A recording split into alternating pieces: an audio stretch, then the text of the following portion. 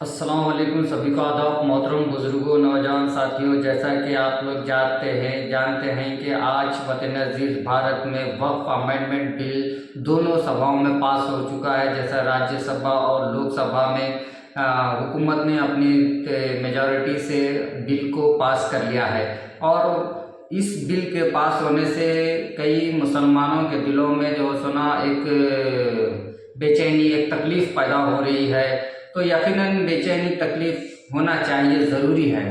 मगर ये मैं कई ऐसे चीज़ों पर देखता आ रहा हूँ कि मुसलमान सिर्फ बेचैनी और तकलीफ़ में रहता है। तो ये तमाम परेशानियों का ज़िम्मेदार कौन और ऐसे मसाइल ऐसे दिन ब दिन मुसलमान परेशानियों में मुब्तला क्यों हो रहा है, ये चीज़ को ऊपर गौर व फिक्र क्यों न हो रही है मुसलमानों के अंदर, ये मेरा सवाल है। हाँ, आज बीजेपी आरएसएस एक मजबूत ताकत बन चुकी है और मैं उनको मुबारकबाद देता हूँ इस बात की।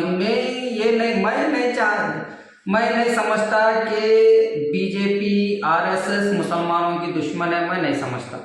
क्यों? कि उन्होंने एक अपनी आइडियोलॉजी को चाहने वाले हैं, उन्होंने एक अपनी तंजीम को मजबूत करने का उनका हौसला है, इरादा है, विजन है। उन्होंने एक मकसद के तहत चल रहे हैं देश की आज़ादी से अब तक। तो करीब 100 साल की उनकी मेहनत आज रंग ला रही है। आज उन्होंने अपने विजन में मजबूती से खड़े हुए हैं। मुसलमान क्या कर रहे हैं? मुसलमान खुद अपने पैर पर कुल्हाड़ी मार रहे हैं। खुद मुसलमान अपने मुश्किलों और परेशानियों का दुश्मन खुद मुसलमान है। मेरे को गलत न को समझो, मैं सच्चाई और हकीकत बता रहा हूं। क्योंकि मुसलमान के पास कोई विजन नहीं है, कोई मुसलमानों के पास सियासी प्लेटफॉर्म नहीं है, कोई मुसलमानों के पास हिकमत अमली नहीं है, कोई मुसलमानों के पास रहबर या रहनुमा नहीं है तो भी मुसलमान उसको एक्सेप्ट करने को तैयार नहीं है। मुसलमानों में आपसी रंजिशें हैं, मैं बड़ा तू बड़ा। उलमाए दीन भी सियासतदानों को एक्सेप्ट करने को तैयार नहीं है। तो कैसा कौम के ऊपर मसाइल नहीं आएंगे, बराबर आएंगे। पहले खुद मुसलमान आज अपनी खुद की झोली में झांक के देख लेने का वक्त है कि क्या हमारी झोली में है जो हम इतने तकलीफों उठा रहे हैं। आज खुद अपना गिरेबान हमको झांक के देखने का है। बीजेपी आरएसएस को ऊपर तोहमत लगाने की जरूरत नहीं है। वो तो उनकी प्लानिंग, उनके विजन, उनका मकसद है, वो कामयाब हो रही। अगर हमारे पास मकसद होगा, हमारे पास विजन होगा, हमारे पास प्लानिंग होगी, स्ट्रेटेजी होंगी, तो हम भी जो है ना हमारे मकसद में कामयाब होंगे आने वाले 10 साल, 15 साल, 20 साल में। पहले हमारे पास प्लानिंग नहीं है, हमारे पास तरीक़ेकार नहीं है, हमारे पास लीडरशिप को एक्सेप्ट करने की तौफीक नहीं है। हाँ, मुसलमान देश की आज़ादी से अब तक खुद लीडर बनने का जज्बा नहीं रखा। देश आज़ाद हो गया, बस मुसलमान जो है ना कभी कांग्रेस पार्टी के पीछे, कभी जेडीयू के पीछे, कभी आरजेडी के पीछे, कभी समाजवादी के पीछे, कभी बीएसपी के पीछे, कभी और सेकुलरिज्म के नाम पे मुसलमान जो है ना बस एक सियासी लेबर की तरह जी रहा है। लीडर बनने की कोशिश नहीं कर रहा, क़ियादत पैदा करने की कोशिश नहीं कर रहा। लीड करूंगा, लीडर बनूंगा, सियासी प्लेटफॉर्म तैयार करूंगा, हमारे हुकूक हासिल करूंगा, अपने हुकूक के वास्ते एक कुव्वत ताकत पैदा करके अपनी बात रखते वक्त हुक्मरानों को मजबूर करूंगा। हमारी बात सुनने के वास्ते मतलब वैसी काबिलियत नहीं पैदा कर रहा। तो क्यों ना ऐसे दिन देखेगा? अभी इससे बुरे दिन देखेगा मुसलमान। याद रखो तुम मेरी बात को, ये कुछ नहीं है, अभी इससे और बदतरीन दिन देखेंगे। अल्लाह ना करे अगर हम होश में नहीं आएंगे, हम एक सियासी ताकत नहीं पैदा करेंगे, हम जो सुना सिर्फ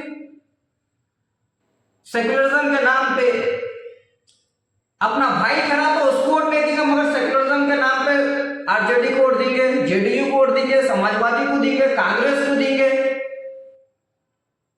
अपने भाई को नहीं देंगे। अपना भाई जब इंतखाब में ठहरेगा तो उसकी औकात गिनेंगे हम, इसकी औकात है, इसकी हस्ती है, इन्हें इलेक्शन लड़ना ठहरा, इन्हें जीतता है, उसको 10 चीजें गिनेंगे हम। इसको डालो तो बीजेपी आ जाती है।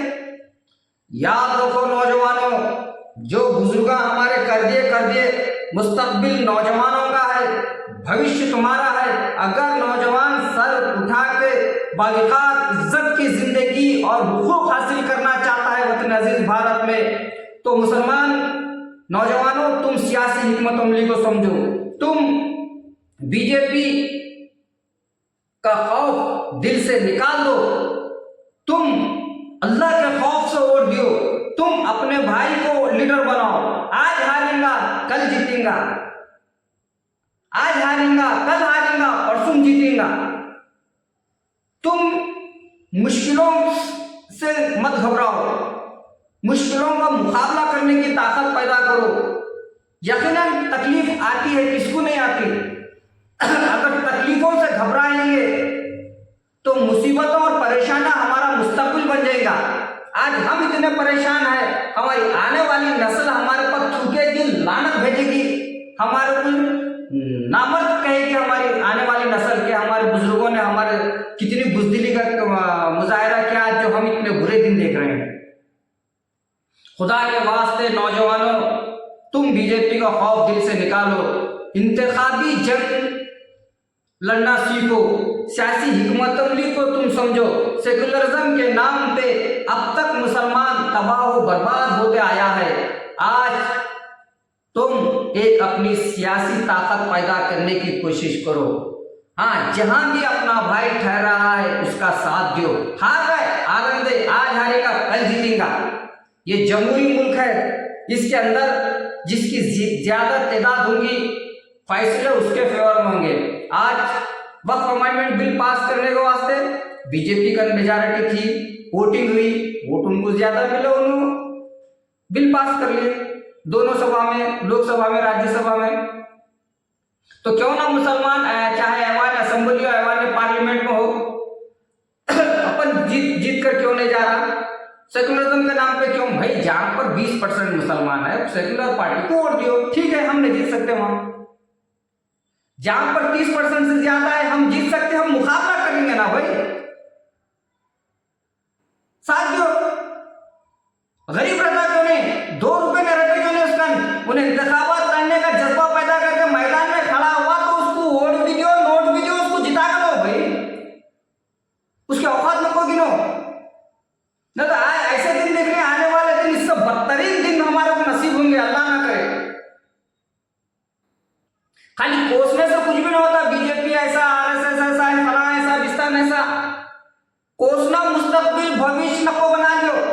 मेहनत करना, जुस्तजू करना, प्लानिंग रखना, तब्दीली लाना, वो सोच पैदा करो, वो चीज कामयाबी की तरफ ले जाएगी हमें इंशाअल्लाह। आज मेरे को भी तकलीफ हो रही है, ये बिल पास हुई तो हमारे हुकूक छीने जा रहे हैं हमसे, मगर रोडों पे चिल्लाने से, नारे मारने से, बड़ी बड़ी आवाज निकालने से अगर ऐसा हो सकता है तो सबसे बड़ी बड़ी आवाज निकालेंगे, मगर ऐसा नहीं हो सकता।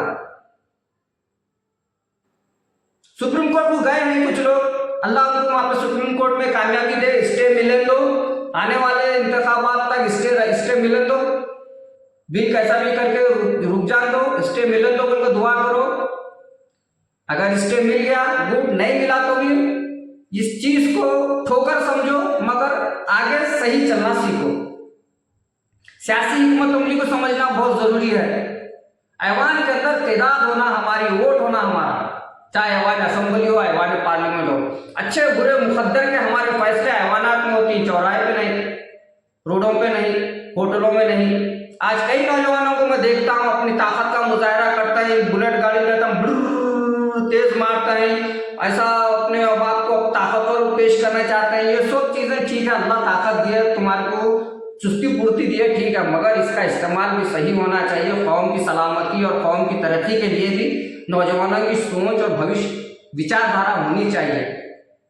अपने गुस्से का, अपनी ताकत का सही जगह इस्तेमाल करो, इंतखाबात में इस्तेमाल करो। अगर तुम्हारा कोई कमजोर भाई इंतखाबात में हिस्सा लिया है, तुम्हारे हक की आवाज को बुलंद कर रहा है, तो वो ताकतवर नौजवान उस कमजोर भाई की ताकत बने। वो पैसे वाला नौजवान वो कमजोर भाई का जो है ना फाइनेंशियली मजबूत बैकग्राउंड बने, तब कहीं जाकर कौम के अंदर इज्जत की जिंदगी जीने की जो है हौसला पैदा होगा और सब लोग कौम को इज्जत की निगाह से देखेंगे। जब तक कि कौम के अंदर कायदाना सलाहियत नहीं पैदा होती, कौम जलील और रुसवा होते रहेगी। जिस दिन इस कौम के अंदर कायदाना सलाहियत पैदा होगी, लीडर पैदा होंगे, उस दिन इस कौम की क़यादत करेंगे, लीड करेंगे, ऐवान असेंबली, ऐवान पार्लियामेंट में, तब तब कहीं जाके आने वाले हमारे बच्चों का भविष्य और मुस्तकबिल सजेगा, संवरेगा, शान और विखार से जिंदगी जिएंगे हम। आज देखता हूं भाई, इंफरादी मफाद में मुब्तला है मुस्लिम पॉलिटिशियंस, लीडर नहीं कहूंगा मैं क्योंकि लीडरशिप हाई स्टैंड में। मेरे को क्या तो कॉर्पोरेशन में उधर में नॉमिनेट मिल गया, बस खत्म। मेरे को वहां कौन सी तो रोड का टेंडर मिल गया, बस खत्म। मेरे को कौन सा तो कॉलेज का परमिशन, स्कूल का परमिशन मिल गया, बस खत्म। मैं फलाना ईश्वर खंडे का फॉलोवर, मैं सीतारामैया का फॉलोवर, मैं बंडप्पा कासिमपुर का फॉलोवर, मैं डीके शिव कुमार का फॉलोवर, मैं या का फॉलोवर, अन्ना का फॉलोवर। हाँ, मैं ये चीज में मुब्तला है, इसमें खुश है। मैं नीतीश कुमार का फॉलोअर्स, मैं लालू प्रसाद का फॉलोअर्स। भाई फॉलोअर्स बनना छोड़ो, मैं बात कहता हूं, एक बड़ा महल है, एक झोपड़ी है। ये महल के मालिक को भी मालिकिच कहते हैं, ये झोपड़ी के मालिक को भी मालिकिच कहते हैं। ये बड़े महल के अंदर काम करने वाले को मालिक नहीं कहते, बड़ी 5 स्टार होटल का नौकर कहते हैं, वहां पे काम करने वाला एम्प्लॉय कहते हैं। ये झोपड़ी में रहने वाला, ये जो झोपड़ी का जो मालिक है, इसको मालिक बोलते हैं। इसका शुमार मालिकों में होता है, झोपड़ी में रहने वाले का नौकरों में ना होता। तो मैं चाहता हूं कि तुम्हारा शुमार भले ही झोपड़ी का मालिक हो रहते क्यों नहीं, तुम्हारा शुमार मालिकों में करो। आज झोपड़ी है हमारी, अल्लाह अगर नवाजा तो इंशाल्लाह कल जो हम भी 5 स्टार होटल बड़ा महल बनाएंगे, यहाँ हम भी महल में रहे, हमारी भी झोपड़ी एक दिन महल बनेगी। तो वैसे सोच तो होना चाहिए। ये आरएसएस और बीजेपी की ये सोच थी। आज से 100 साल पहले आरएसएस और बीजेपी एक छोटी सी झोपड़ी थी, उन्होंने अपनी छोटी सी झोपड़ी को आज आलीशान महल बना दिया। उनका प्लानिंग थी, विजन था, मकसद था। हम बस क्या है, आज हमने भी जो सुना, आज हमारी झोपड़ी के मालिक बनने की कोशिश होना चाहिए। मैं यही कहता हूं, बड़ी महल के सर्वेंट बनने से बेहतर एक झोपड़ी के मालिक बनना। आज मुसलमान बड़ी हवेली के अंदर सर्वेंट रहने को बहुत खुश कर रहे हैं, मैं उतनी बड़ी हवेली के अंदर काम करता हूँ तो खुश हो रहा है, मगर वसीम किरमानी एक झोपड़ी का मालिक हूं तो खुश हो रहा है। मैं इंतखाब लड़ा है पार्लियामेंट, भले ही 1170 वोट गया, मगर मेरा शुमार कॉन्टेस्टेड एमपी कैंडिडेट में होता है। मैं अपने आप को एक लीडरों की कतार में खड़ा करा हूं, मैं फॉलोअर्स की कतार में नहीं खड़ा करा। ये सोच, ये काबिलियत, ये सलाहियत मैं हिंदुस्तान के हर मुसलमान के दिल में ये जज्बा पैदा करना चाहता हूं कि तुम लीडर बनो, लीड करो, मुस्तकबिल तुम्हारा है, भविष्य तुम्हारा है, तुमको क़यादत करना है, अच्छे बुरे के फैसले करना है और सबको जो हक और हुकूक देना है, तो क़यादत करना होगा चाहिए। बस ये दर्द तकलीफ की मैं आपके बीच में रखा, फैसला आप लोगों का है। मैं तो आगे बढ़कर कौम की तड़प लेकर काम कर रहा हूँ। शुक्रिया, खुदा हाफिज़, वाक़िदाना अल्हम्दुलिल्लाहि रब्बिल आलमीन।